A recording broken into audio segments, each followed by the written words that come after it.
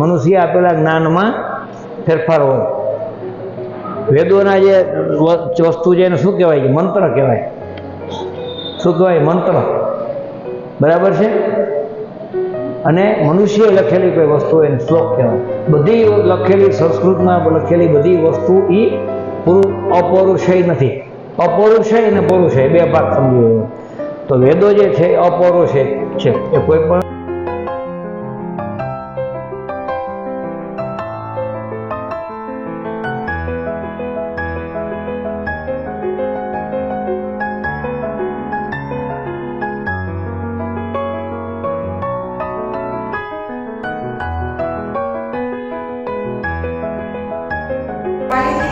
આપ સૌનો આટકે હૃદયપૂર્વક આભાર માની વિરમું છું। નમસ્તે।